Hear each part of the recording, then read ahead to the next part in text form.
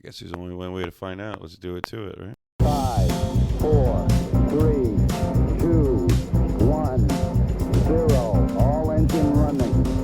Liftoff. We have a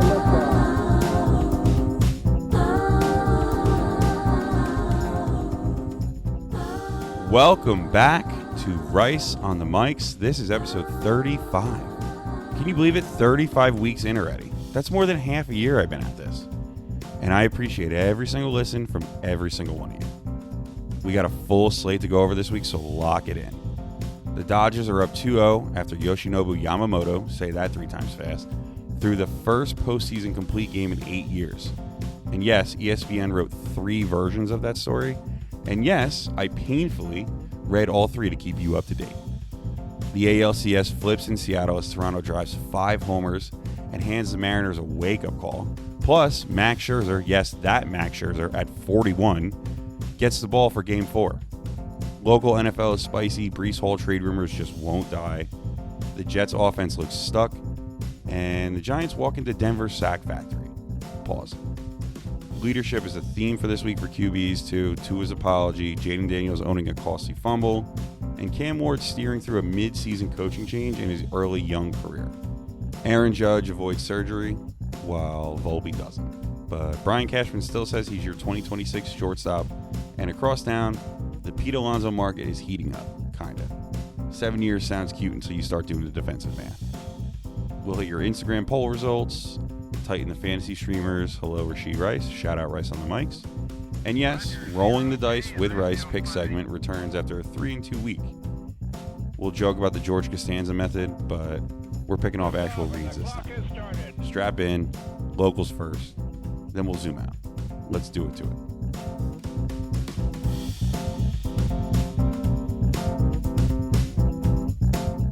Tranquility Base here. The Eagle has landed. Let's dive right into the NFL because I got a lot to talk about this week. And we'll kick it off locally with the Giants first because that Eagles win on Thursday night felt cleansing, I guess, to say the least. And it wasn't perfect, but it was the first time in a long time that this team played situational ball. They made the right plays late. They didn't beat themselves. The Wednesday poll told the story from the listeners' mouths themselves. The real deal and blip on the radar options split 3-3, while most of you voted wait till at Denver. And a good chunk of you still had the still rebuilding circled too, which is all totally fair because this week is a different test entirely. The Giants are now walking into Mile High City. Thin air, loud building, and a defense that's playing like a buzzsaw right now. Denver's number 1 in red zone defense, number 1 on third down, top 2 in yards allowed, and they're already at 30 sacks in 6 weeks, well above pace for the single season record of 72. Hell, Nick Benito's at 8 already. I'm sure 4 of them were on Justin Fields.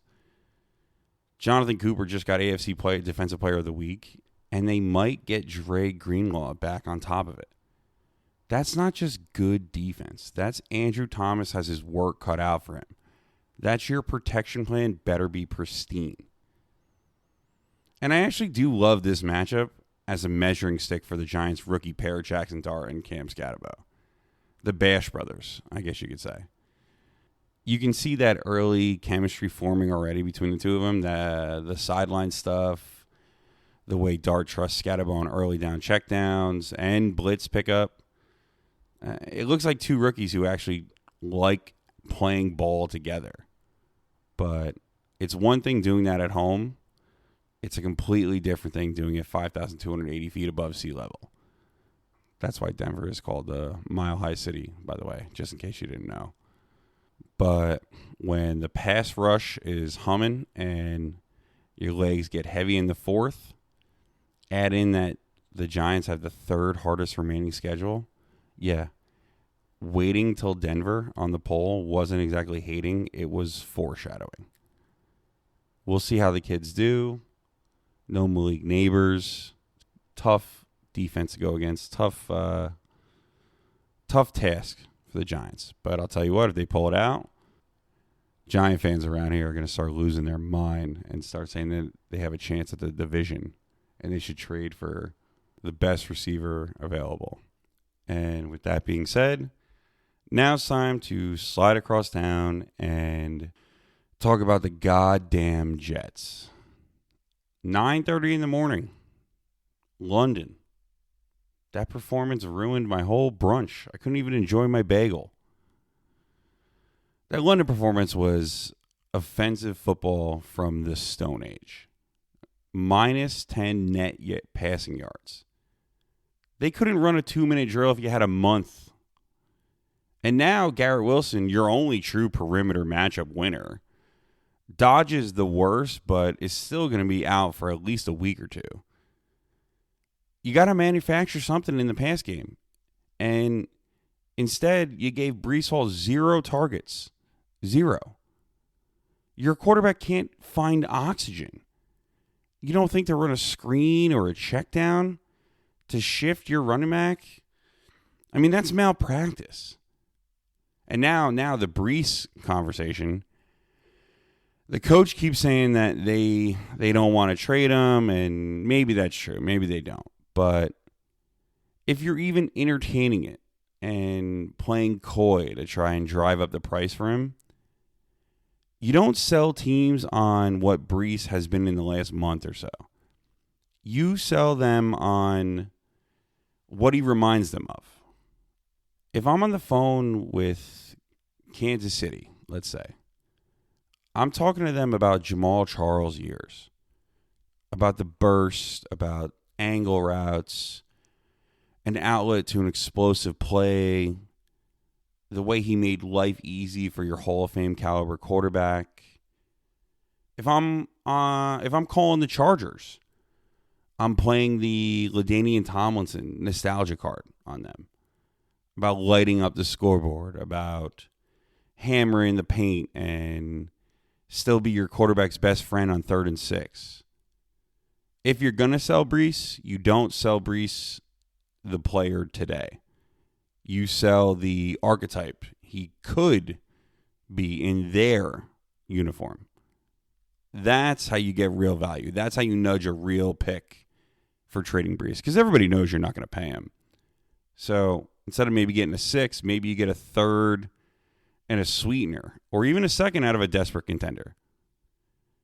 But if you're not moving him, then act like it. Feature him. Panthers this week, if the plan is punt, pray, and hope that the defense scores a touchdown, 0-7 is right there staring you in the face. And this fan base will start to implode if it hasn't already. I'm really interested to see how many people actually show up to this game on Sunday. Everybody's frustrated, and it's not like Carolina travels well. I am predicting a lot of empty seats in MetLife Stadium come Sunday. So now with the locals out of the way, let's do a little recap and a look forward. 3 games you might have missed in Week 6, but probably wish you didn't. And then I'll hit 3 games you're going to want to keep your eye on in Week 7. So last week, Ravens. Rams win 17-3. Forget about the injury angles. This is about Baltimore. They're 1-5, and they looked lifeless at home. The whole thing just screamed out of sorts. The first quarter scoring splits are rough. The rhythm just isn't there. And it fed right into our biggest mess poll, where the Ravens took a beating. That was a something is broken loss, not a bad bounce here and there loss. Next game, Chiefs-Lions, Sunday Night Football. Chiefs 30, Lions 17. And the football was good, but the real headline is Kansas City had 0 penalties at Arrowhead in primetime. Say what you want, fix, not fix, whatever. I'll let you draw your own conclusions. The defense did play with its hair on fire. The building was deafening. And it was a classic, like, we're fine, Mahomes is back game. But 0 penalties? 0? I don't know. Where there's smoke, there's fire, right? If that doesn't raise an eyebrow, I don't know what does. And then, post-game, Brian Branch, shaking hands, pops Juju in the face mask, bloody nose, sets off a little scuffle. And by little, I mean both teams were fighting at the 50-yard line. And he got suspended for it. Gets a game. Now, the Lions are still legit, but Kansas City flipped the switch and reminded everybody, hey, we're still that damn good. Last game I want to cover from Week 6 is Falcons-Bills, Monday night. Well, Falcons 24, Bills 14. Bijan detonates. Goes for 170 on the ground, 238 total yards, and an 81-yard track meet in the second quarter. Atlanta iced it late with a 14-play, 5-minute closer, kept Josh Allen off the field. And Josh Allen didn't do bad, threw 2 touchdowns, but also 2 backbreakers. That is now back-to-back losses for Buffalo. And don't look now, but they actually look kind of human. Atlanta's defense under Jeff Ulbrich, Jets fans know that name very well, is fast, they're violent, and they're organized. It looked like a real defense for them again. And now that we've covered the past, it's time to look ahead into the future. So I want to give you 3 games to keep an eye on this week. If you have the Sunday ticket or if you stream your games on whatever site you choose to, and your team happens to be getting blown out, these are 3 games that you might want to tune into. The first one, bright and early, Rams-Jags in London. And this whole thing revolves around Puka Nakua's ankle. Sean McVay is, little gamesmanship, basically saying return to play versus return to performance, which that's coach speak for if he doesn't practice, it's tough. Puka at 80 still bends coverage if he goes, but it's kind of looking like he's not going to go. Puka in sweats means the Rams have to win grimy. And Jacksonville is no slouch. Next game, pure narrative juice. Dolphins at the Browns. 2 terrible teams, but Miami 1-5, and McDaniels is on the hot seat.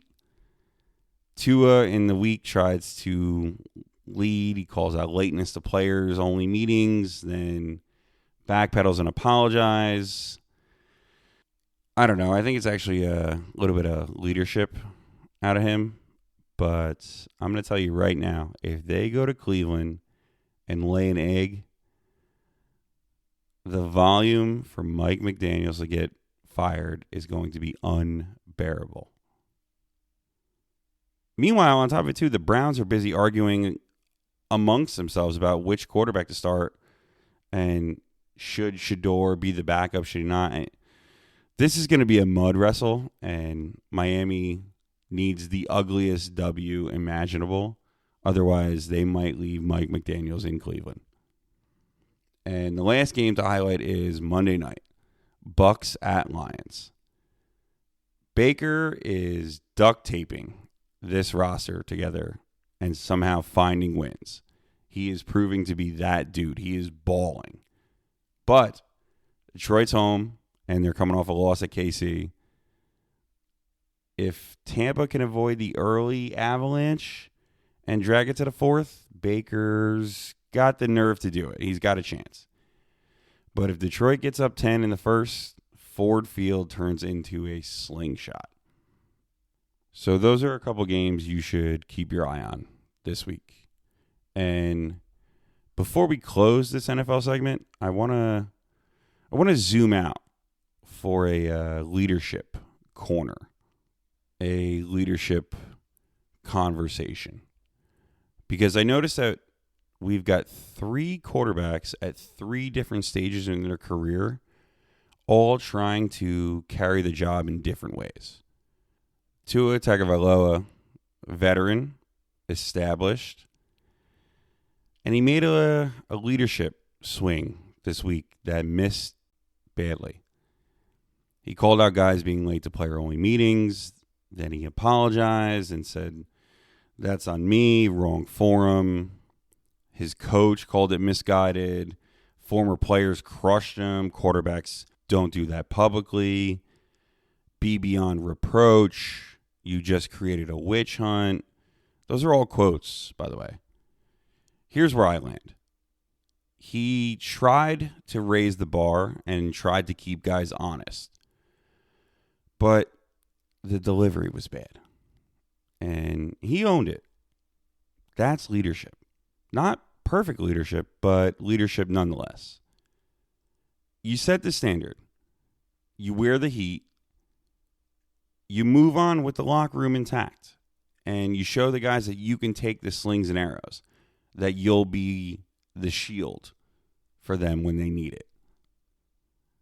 Jaden Daniels, year 2, face of a franchise that's been desperate for a quarterback for a while. First genuine, that loss is on me moment. 3rd and 1, wet ball, fumble late, game flips, Commanders lose. He walks right to the podium and says, that's my fault. I'm paid to hold on to it. That matters. Combine that with the possibility of Terry McLaurin returning, and you got a blueprint. When it's not your day, you have to find a way to bank ugly wins anyway. And that's the next leap for Jaden Daniels. Manufacturing those B- wins. And Cam Ward, rookie surrounded by chaos. Coach fired 6 games in. Interim Mike McCoy steps in. The Titans are last in offense, last in third downs. Nothing is clean. And Ward says, I've dealt with coaching changes everywhere. Keep getting better every play. Kid's got a huge arm. He's got some raw edges. But the leadership qualities that get preached about all draft season, the quote-unquote stuff you can't teach, he's loaded with it. He's got a steady voice. He's got unbelievable self-discipline, great work ethic. Don't judge the kid by the stats. Judge the room, because he is in full control of it. That's the arc.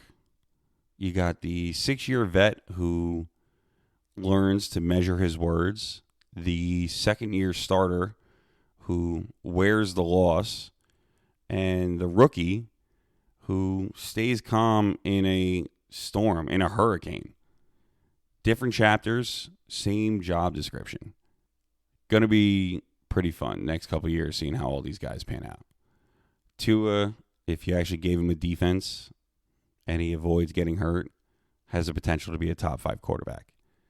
Jaden Daniels has already shown that he's not afraid of the pressure, but needs to make the plays when they need to happen. And Cam Ward's a baby, but has all the potential in the world. Unfortunately, surrounded by the wrong people. We'll save the rolling the dice with Rice pick'em segment for later.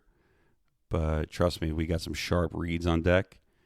Eagles, Vikings, Patriots, Titans, Cowboys, Commanders. And I'll go over both locals. But before we get to that, we got to switch gears. And we're going to switch over to the Diamond. Because while I was taping this, Game 3 of the NLCS wrapped up. And the Dodgers just took one more step towards another World Series. Not to mention the Yankees front office. Judge avoids surgery while Volpe goes under the knife. Plus, the Pete Alonso market is getting messy. Stay close. You're going to want to hear what's next.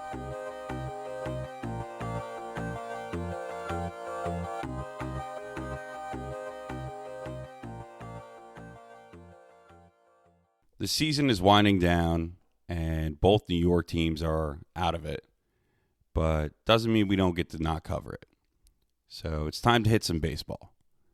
And We're going to start off with a quick playoff reset if you haven't been glued to every pitch. The Dodgers are absolutely cooking right now, and I hate to say it, but they are up 3-0 on the Brewers in the NLCS after a 3-1 win in Game 3 at Dodger Stadium. Shohei finally figured out how to hit again and led off in the first with a triple, followed by Mookie, who doubles him right in. Tyler Glass now punched out 8 over 5 2/3, and Tommy Edman cracked the game open with a go-ahead knock in the 6th. Roki Sasaki comes in, slams the door shut for save number 3 this postseason, and they do what the Dodgers do. Milwaukee didn't look bad either. Their young flamethrower, Jacob Mizorowski, looked nasty. 9 strikeouts, triple-digit gas, but he finally left the slider down, and the Dodgers made him pay for it. Jackson Chourio also left mid-at-bat, grabbing his hammy, and said it was cramping after the game, and that he expects to go for Game 4. But either way, LA's rotation is carrying this series. Snell's 8 in Game 1. Yamamoto's complete game in Game 2. Glass now solid in Game 3.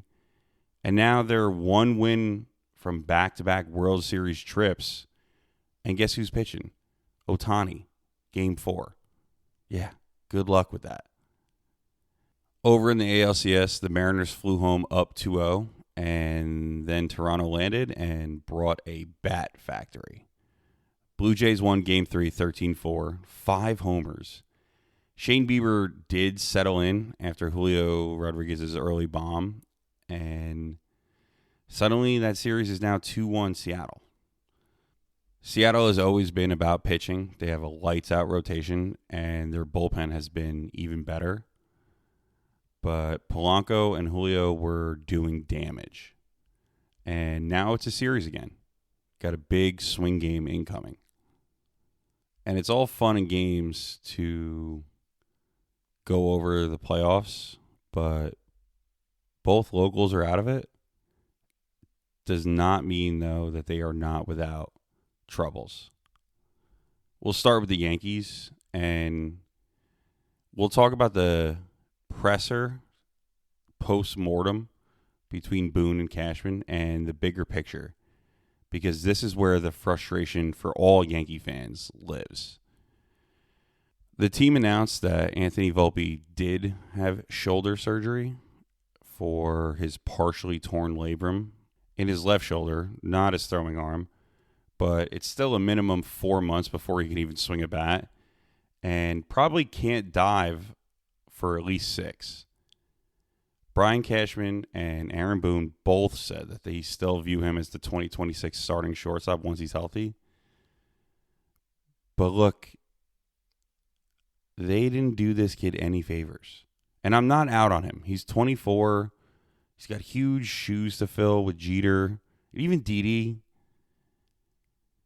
But they let him grind through the pain. And maybe it's a little bit on Volpe. Maybe he said, yeah, Skip, I'm good, and just didn't tell them how bad it actually was. But they let him grind through it, and he gets booed when he makes error after error after error. And he's clearly compromised. And nobody tells the fans what's going on.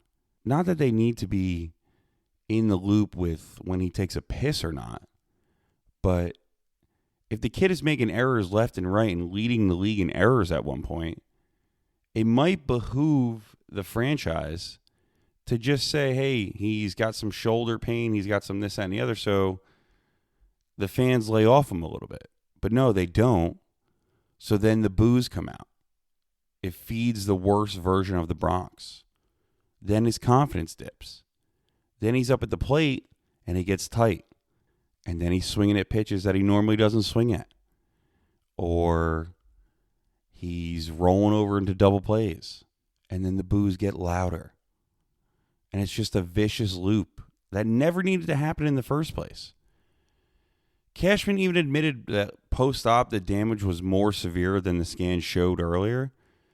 So yeah, maybe the shoulder did affect him after all when you told us he was doing fine. And while we're on surgeries, Aaron Judge doesn't need elbow surgery. That's great. He was a joke this year in the best way possible. He led baseball in average, OPS, WAR, hit 53 homers, and dragged that lineup for months. Rodon has his elbow cleaned up and might miss the opener. Fine. But if this front office doesn't get aggressive around Judge, we're inching toward a really ugly legacy line. Best player of his era with no ring. You don't want that on his plaque in the Bronx. And the poll you guys answered this week backs it up. It was re-sign Bellinger and play the kids were your top two results. Cool. Add that to build a real bullpen, get a healthy rotation to June, and stop pretending duct tape is a roster strategy. Judge deserves a legit push, not vibes and hope and we'll do our best. Our pivot from Soto was another pitcher that didn't show up in the playoffs. And an aging first baseman that had a great first half of the year and a shitty second half. I like Judge. I hate the Yankees. I like Judge. He is a quiet leader. He's not afraid of the big moment. And his teammates look to him when they need guidance. But the rate that he's going at and the team that they keep putting around him, literally just wasting year after year of his prime. He's maybe got 2 more years of elite status. 3, sure. And then it's the slow decline downfall. If the Yankees don't win a World Series in the next couple of years, Judge will go down as Mike Trout. He'll go down as Albert Pujols. He'll go down as Donnie Baseball. All players that were dominant in their era, but couldn't get the hardware to back it up. Now from one slugger to the next, Queen's time, and Pete Alonso. Reports say that Boris is shopping 7 years. I love Pete. Iron Man. 162 games again. 38 home runs. 41 doubles. 126 ribbies. And, by the way, he passed every is he still elite test that they put in front of him. But 7 years for a first baseman with declining defensive metrics? I don't know. That's a tough pill for a team that says it wants to prioritize run prevention. There's a number where this makes sense. Shorter term, higher AAV, or 5 with a club option, or vesting triggers.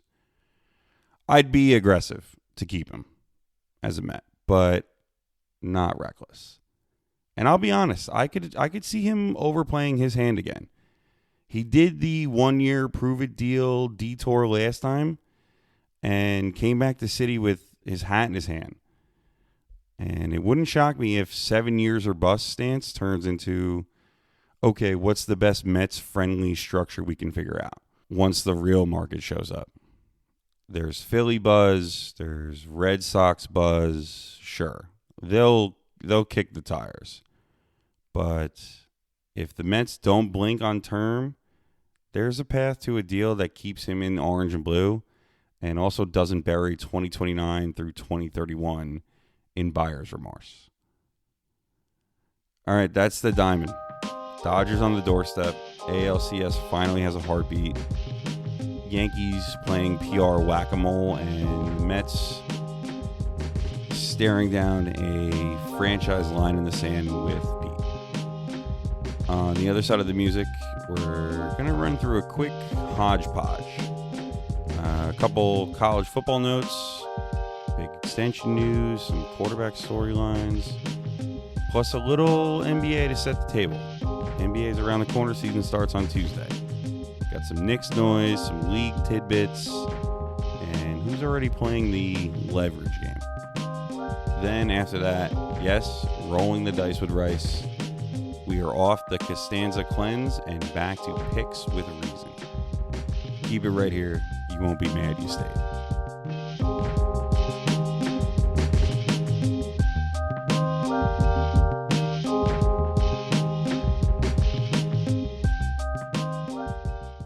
So this is a little in-between quick hitter segment. Can't really put it with the fantasy segment. Can't really put it with the MLB NFL segment. It's a little bit of both. So just a little bit of college football. Quick little story here or there. And then some hoops. Because the season starts on Tuesday. And the next time we meet, the Knicks will have already played 2 games. So let's just let it rip. We're going to kick it right off with college football. And Indiana just put a billboard on the moon that says, Sig is our guy. 8 years, roughly $93 million. A buyout bump to $15 million, fully guaranteed if they fire him without cause.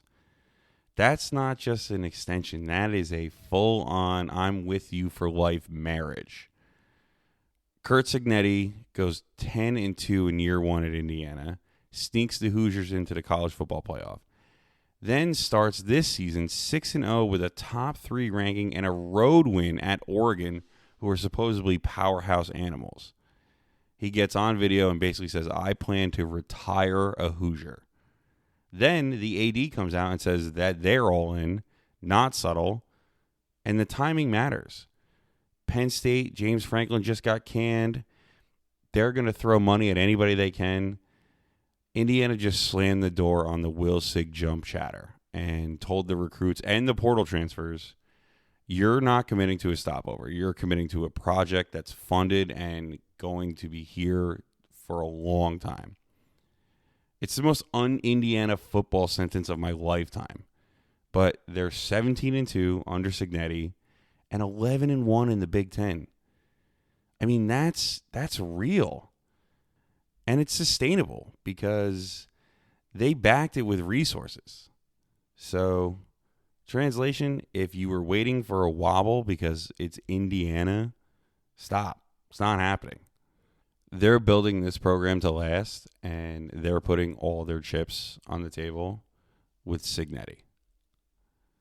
Okay, let's swing to the NBA real quick, and we're going to start with the Mavs because Jason Kidd pulled the old use New York as leverage classic, a tale as old as time. So the Knicks had interest in the offseason, and Dallas said, no, we can't interview him.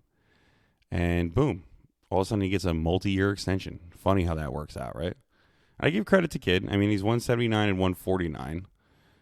He's got a trip to the West Finals in 22, a trip to the Finals in 24. And he gets his stars to buy in. That said, the league is a negotiation. And this is how you do it. Use the biggest media market to remind your owner what you're worth, get your deal, and go try to figure it out with Kyrie and AD. Now, the Knicks, 2 quick hits here. First, Malcolm Brogdon. Well, he retires at 32 after 9 years in the league. Rookie of the Year in 17 and 6th Man of the Year in 23. He was going to be a steady reserve guard for New York under Mike Brown. Not exactly a headline grabber, but it does tweak their rotation calculus. Puts a little more on Brunson's shoulders in the early going and ratchets up the importance of everyone around him staying healthy and playable. The broader Knicks thing is the pressure that's going to be on them. Mets are out. Yankees are out. Jets suck. Giants, maybe. This season, there is so much pressure on the Knicks to be good. This city might explode if they come out and shit the bed early.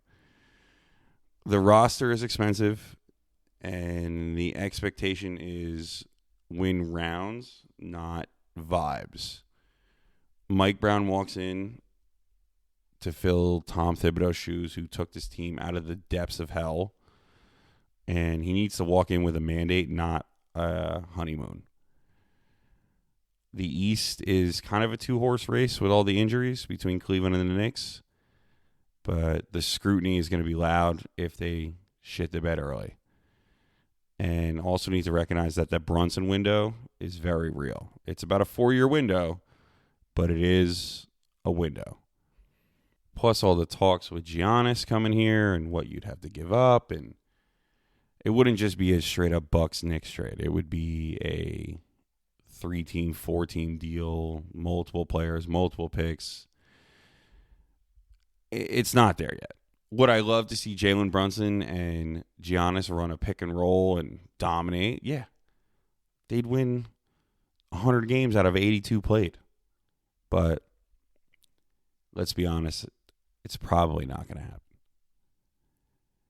So where does that leave us as the season creeps in? Well, Dallas has stability with Kidd now, and New York has urgency.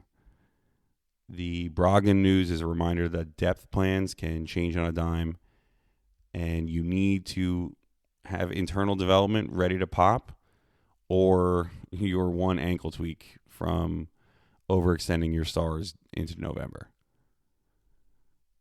Quick hitter, all wrapped up. NBA season is around the corner, so we'll have plenty more to talk about sooner rather than later. Coming up next, I'll knock out a tight fantasy segment, some injuries, some streamers, a little panic meter, and then we'll get to what you've been waiting for, rolling the dice with Rice. No Costanza gimmicks this week. We're picking off the actual synopsis and matchups. Keep it right here to learn how to win your league and the picks to hopefully win you some money.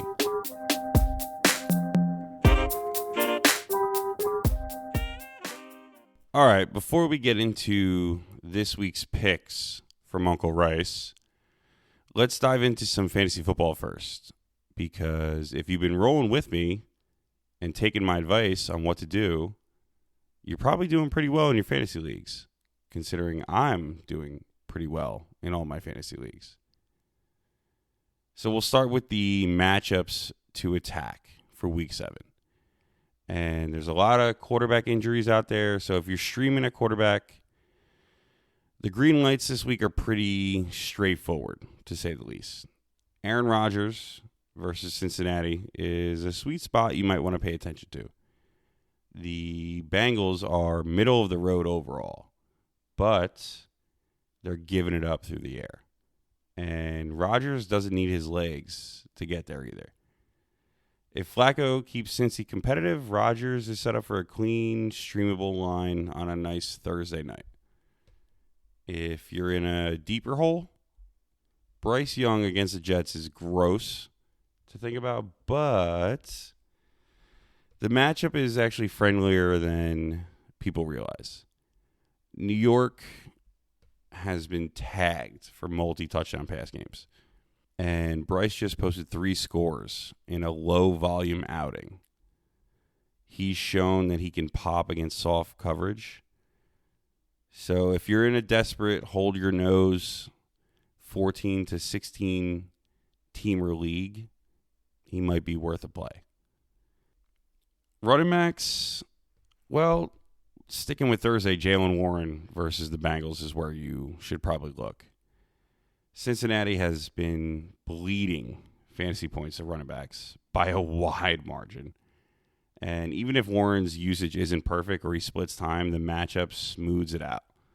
Plug him in as an RB2 or a flex and don't overthink it. At wide receiver this week, Cortland Sutton against the Giants is your green neon "we are open for business" sign. New York is good up front, but they are also top 3 in yards and receptions allowed to receivers this year. And Sutton's role has been volatile, but this is a feed the hot hand spot. He's a high-end wide receiver 2 with wide receiver 1 upside this week. Don't overthink it. As far as tight end streams go this week, the board is pretty light, but sticking with that Jets Carolina game, Mason Taylor versus Carolina. Look, I get it. Attaching yourself to the Jets passing game is a cry for help, to say the least. But the Panthers have been a turnstile to tight ends this year. With Garrett Wilson sidelined, there are going to be a bunch of targets that need to be filled. If you're scraping waivers for a tight end, Taylor is a hope for the best logical dart. Also, 2 quick context notes to keep you honest. Sam Darnold has been awesome in real football, but Houston's pass defense is elite.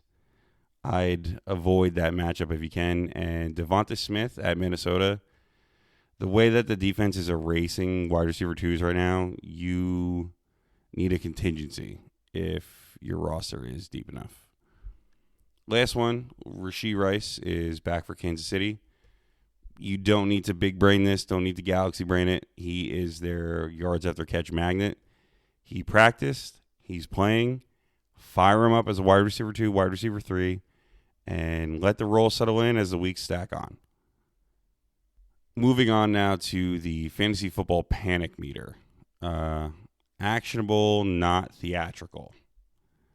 DJ Moore with the Bears is a 10 out of 10 panic. He's trailing Rome Odunze in the pecking order, and honestly, he could keep leaking snaps as the season progresses. If I have the chance, I'm packaging the name value while it still carries any weight at all. Try and flip him with a sweetener for a usable wide receiver 2.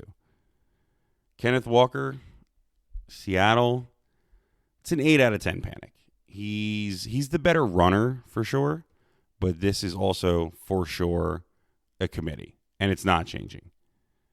I would treat him like a volatile flex. If you can move him for a true lead back, same thing, somebody biting off the name value for Ja'Cory Krosky, do it. Otherwise, just play the spike weeks and live with the dips. Sticking with running backs, Alvin Kamara and the Saints, 7 out of 10 on a panic. The usage is kind of trending the wrong way as of late, and Keandre Miller is starting to steal some carries.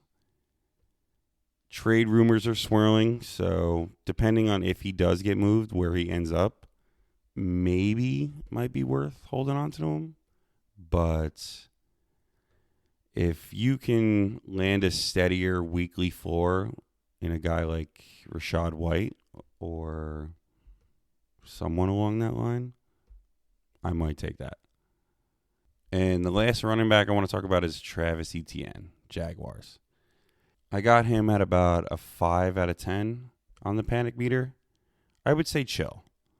The volume is still there. If you can use him as a respectable piece to go fishing for a ceiling swing, say ETN plus to maybe chase a Brees Hall kind of guy if the Jets chaos creates an opening, I don't hate it, but you don't need to move him. You'll be okay with holding pat. Last but not least, Jacoby Myers. He's at a 10 out of 10 on the panic meter if he stays on the Raiders. Geno Smith has looked terrible. And once Brock Bowers is fully up to speed, it's just going to get tighter in the target share market. So move off if you can. If you can't, he's a matchup spot start until he does get traded. If he does get moved to maybe the Giants, for example, then he'll end up seeing a lot more volume. But as it stands, not great. Okay, that's your fantasy breakdown for Week 7. Let's take a deep breath. Breathe in the good. Exhale the bad. And let's get ready to gamble. The rolling the dice with Rice Week 7 picks. They are here, and here they are. So last week we did a little gimmick. We did the Costanza go opposite of everything I think pick. And we went 3 for 2. Not bad. We got off the schneid. Feeling a little confident now, and we're back to trusting the read of the games. So let's get right into it, shall we? Game 1. Eagles at Vikings. Eagles minus 2.5. This is a classic bounce back spot. Philly got embarrassed in prime time by a division rival that's now just kind of finding their footing. Minnesota is a mess. J.J. McCarthy's ankle is still a problem, so it's still everyone's favorite Prince Harry doppelganger, Carson Wentz. Jordan Mason has been fine stepping in for Aaron Jones, but they haven't really been able to take the top off the defense the way that Justin Jefferson is supposed to. Lay the points with the grown-ups. Eagles minus 2.5. Game 2. Patriots at Titans. And we're going Titans plus 7.5. It's at 7 right now by the hook. A bunch of you wrote in, are the Pats for real? Minus 7.5 is a lock of the week. In the immortal words of Lee Corso. Not so fast, my friend. Tennessee just fired the coach. New voice, new juice.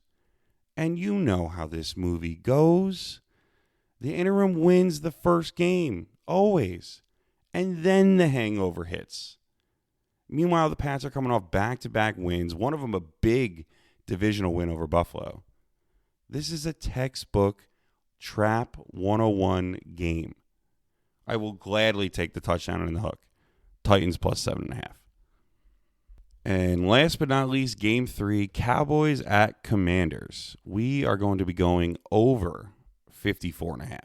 I know, it's a high number. It seems high. But let me tell you something. If it ain't broke, don't fix it. Dallas loses games, but they score every week. And that defense can't stop a nosebleed.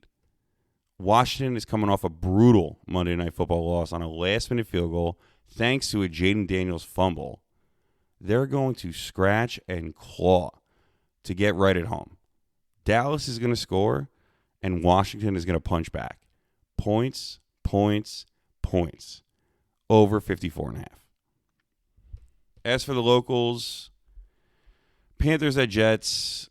I hate to say it, I'm taking Panthers minus 1.5.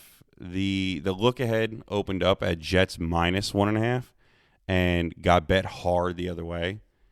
And I actually tend to agree with the market on this one. That London, quote, performance on offense was unwatchable. Now with Garrett Wilson out, the only real wide receiver option.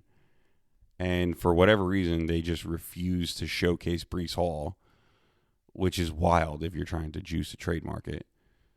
Yes, the Jets defense stabilized a little bit with Jermaine Johnson coming back, but I think we're staring at 0-7. Give me the Panthers minus 1.5. And Giants at Broncos. Well, I hate to say it. I think both New York teams are losing this week. Give me the Broncos minus 7. Denver's defense is a problem. By a wide margin, they're the best unit going right now.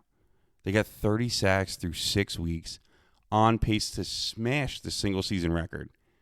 Sean Payton scheming in the mile-high thin air against a rookie quarterback with 3 games and multiple trips to the blue tent.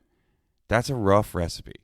If Denver jumps out early in this one, the kid's going to start to press, he's going to start to force some throws, and this could get sideways quick. I'm taking Broncos minus 7. So, quick recap of the card. Eagles minus 2.5. Titans plus 7.5. Cowboys, Commanders over 54.5. Panthers minus 1.5. And Broncos minus 7. If you're feeling frisky, the lotto ticket parlay plays out to 25-1. Look, we're not here to retire. We're here to just have some fun on a Sunday, right? Okay, that's just about it. Said all I need to say. Hopefully our picks hit and we make some money this weekend. That's about as good a spot as any to land this plane. Let's wrap this thing up.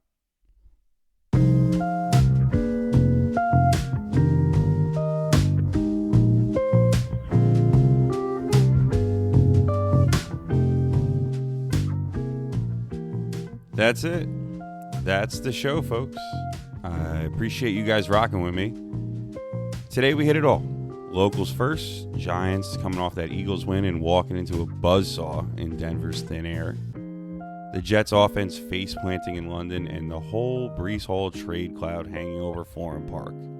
We recapped the Week 6 trio of games, Ravens spiraling, Chiefs Lions with the 0 penalty eyebrow raise, and Bills looking mortal versus the Falcons. Then we looked ahead to the Week 7 watch list, Rams Jags with the injury intrigue, Dolphins Browns with McDaniel's seat getting so hot, and Bucks Lions as a get-right test in Detroit.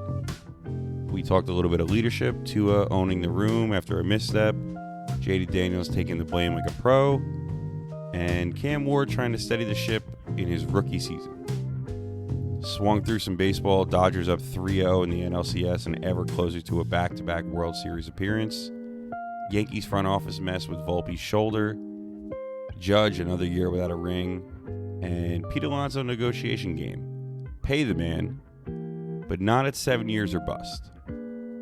Fantasy-wise, we targeted matchups you can actually exploit this week, Rodgers, Warren, Sutton, Mason Taylor, and then set a realistic panic meter for DJ Moore, Kenneth Walker, Kamara, ETN, and Jacoby Myers. And of course, last but not least, locked in the rolling the dice with Rice picks. No Costanza gimmick this week, just reads we like. If you enjoyed what you heard, do me a favor, follow and subscribe, rate the pod, and share it with a friend who argues about sports way too much and doesn't know what the hell they're talking about. Make sure you hit the Instagram, that's at Rice on the Radio, for the Wednesday mic check. Every week we put out polls, you guys vote on them, and I take the pulse of the people and incorporate it into the show. Because like I've said since the jump, this show is nothing without you guys listening. I might know ball, but if you guys aren't listening, then I'm just talking to a wall. Feel free to write into the mailbag anytime you guys want to. Drop your hottest takes. You might make the show. Anyway, as always, tell someone you love them today. Be good to people and spread some good energy out there. I am Ian Rice. This has been episode 35 of Rice on the Mics. Same time, same place next week. Take care.